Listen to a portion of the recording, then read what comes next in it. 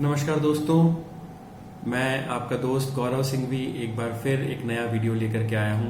और इस बार जो हमारा टॉपिक है वो है म्यूजियम्स। 18 मई हर साल हम इंटरनेशनल म्यूजियम डे के रूप में मनाते हैं और ये आईकॉम ने डिज़ाइन किया था, ऑर्गेनाइज शुरू करना 1977 के अंदर। इसका पर्पस यही था कि किस तरह से हम अपने पुराने कल्चर को आगे कैरी फॉरवर्ड करें और आगे आने वाली जनरेशन या लोग इसे देखें और जो हमारा कल्चर है उसको हम किसी न किसी रूप में सेव करते रहें, प्रोटेक्ट करते रहें और आगे उसको अवेयर करते रहें लोगों को। अब म्यूजियम है क्या? एक मोटा मोटी शब्दों में अगर हम बात करें तो हम कहीं पे भी घूमने जाते हैं तो कहीं ना कहीं पैलेस में या फोर्ट में हम जाते हैं तो कोई ना कोई संग्रहालय हम जरूर देखते हैं। तो आपने देखा होगा कि बहुत सारी आर्टिलरीज या तलवारें, बर्छियां, भाले, वो सारी चीजें बड़े अलग ऑर्गेनाइज तरीके से इसके अंदर डिस्प्ले की जाती है। कहीं पे कुछ उनके फर्नीचर्स होते हैं, कहीं पे सिक्के होते हैं, उनकी पुरानी ड्रेसेस होती है। ये सारी चीजें हम संग्रहालय में अमूमन तौर पे देखते हैं। तो संग्रहालय क्या है या म्यूजियम क्या है, अगर मोटे तौर पे कही जाए तो एक ऐसी इमारत, एक ऐसा हॉल या ऐसा एक रूम या ऐसा एरिया जिसके अंदर हिस्टोरिकल चीजें, साइंटिफिक चीजें, कल्चर से रिलेटेड कोई चीजें हो गई, हमारा आर्टिस्टिक कोई चीजें हो गई, पेंटिंग्स हो गई, उस चीज को डिस्प्ले करने की जगह को हम इसको म्यूजियम कहते हैं। अब इंटरनेशनल म्यूजियम डे जो मनाया जाता है उसका पर्पस मैंने आपको बताया कि अवेयरनेस के लिए और सारे म्यूजियम्स को इकट्ठा करने के लिए हमने इसको शुरू किया था। लास्ट ईयर के 18 मई के 2019 के अंदर अगर मैं बात करूं तो करीब 37,000 म्यूजियम्स, 37,000 म्यूजियम्स ने पार्टिसिपेट किया था और 158 कंट्रीज इसमें इंक्लूडेड थी जिन्होंने इस दिन को मनाया था और कोई ना कोई इसमें एक्टिविटीज करी थी। कई म्यूजियम्स ने इसके अंदर फ्री एंट्री करी थी जहां की कोई टिकट नहीं लगता है, people can go and make see the museum and it is an awareness program about the value and importance of museum in the society.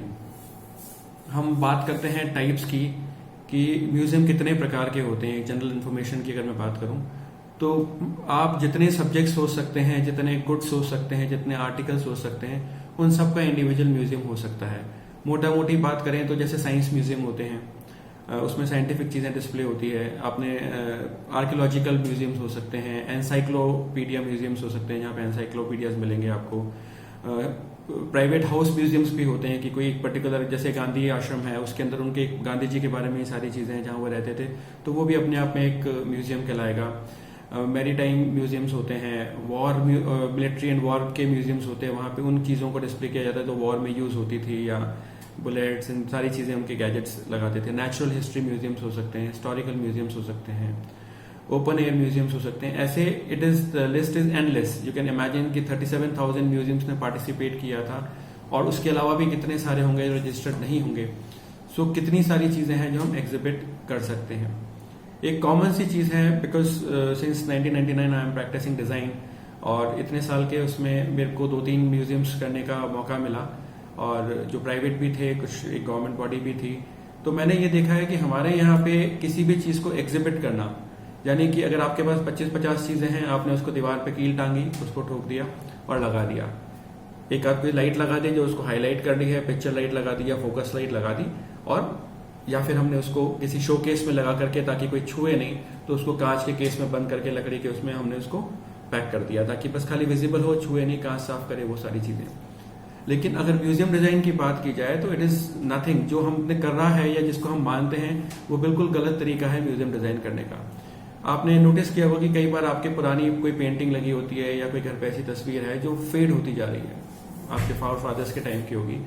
आप देखिए कि हर चीज का एक लाइफ टाइम होता है, उसको हम कैसे प्रिजर्व करें, कितने लंबे समय तक उसकी ड्यूरेबिलिटी रहे, वो सारी चीजें इंपॉर्टेंट रहती है।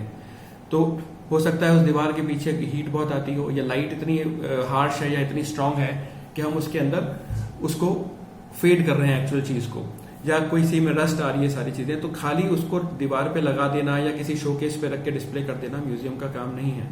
म्यूजियम के काम की अगर बात की जाए तो it is a very scientific way. हम हर चीज को, क्या चीज डिस्प्ले कर रहे हैं, फर्स्ट ऑफ ऑल वो किस नेचर की है, किस मटेरियल की है, ये हमें पता होना चाहिए। उसके बाद उसकी लॉन्गेटिविटी क्या है वो हमें पता होना चाहिए। सबसे इंपॉर्टेंट चीज है डॉक्यूमेंटेशन, कि हमने उसके बारे में कितनी रिसर्च करी है, कितना ऑथेंटिक डेटा है हमारे पास, उसके बारे में ब्रीफ स्टोरी टेलिंग, वो भी एक इम्पॉर्टेंट पार्ट है। हमारे घर पे भी कोई हमारे फोर फादर्स की, दादा दादी, नाना नानी या परदादाओं की चीजें होती है, that could also be a part of a museum, but we hardly know about it. अलमारी के किसी कोने में या किसी ताक में हमने उसको रखा हुआ है, लेकिन अगर हमने उसको डॉक्यूमेंट करा कि वो कब बनी हुई थी, किसने ली थी, क्या उसका पर्पज रहा था, किस चीज की बनी हुई थी, ऐसी बहुत सारी चीजों को अगर हम जब डॉक्यूमेंट करते हैं और ऐसी बहुत सारी चीजें हम संग्रहित करते हैं, तो वो एक एग्जीबिशन या म्यूजियम का पार्ट हो सकता है। तो मैं आपको बता रहा था कि म्यूजियम्स के अंदर हम लोग इन इंडिया क्या गलतियां करते हैं कि हम खाली उसे एग्जिबिट कर देते हैं, दीवार पे टांग दिया, उसको करते हैं, जबकि ऐसा नहीं होना चाहिए। We have to work on the chemicals required कि उसको प्रोटेक्ट कर सके, कहीं दीमक ना लगे, कोई और ऐसे इंसेक्ट्स उसके ऊपर ना हो जाए। कलर फेडिंग के लिए कहीं लाइट्स इतनी हार्श तो नहीं है कि हमने डायरेक्ट बाजार से लाइट खरीद ली, तो उसके लिए एक डिफरेंट लाइट्स होती है। फिर उसको किस तरह से प्रेजेंट किया जाता है, सेफ्टी इज इंपॉर्टेंट फैक्टर, क्योंकि बहुत चीजें वैल्यूएबल होती है, तो हमारे लिए उसको बचा करके रखना वो भी एक इंपॉर्टेंट पार्ट होता है। So it is not random कि चलो हमने कोई लगा दिया। I have been designing museum और 3-4 म्यूजियम्स को मुझे डिजाइन करने का चांस मिला है, तो इसलिए मैं उस एक्सपीरियंस के साथ में आपके साथ ये शेयर कर रहा हूँ। एक दो जानकारी, बड़ी रोचक जानकारी मैं आपको बताना चाहूंगा। सबसे पुराना म्यूजियम कौन सा है दुनिया का? सबसे पुराना म्यूजियम है जो 1734 में बना था, पब्लिक के लिए खोला गया था। That was the oldest museum which is known as Capitoline museum, which is in Rome. और अगर हम इंडिया की बात करें तो which is the oldest museum and the largest museum.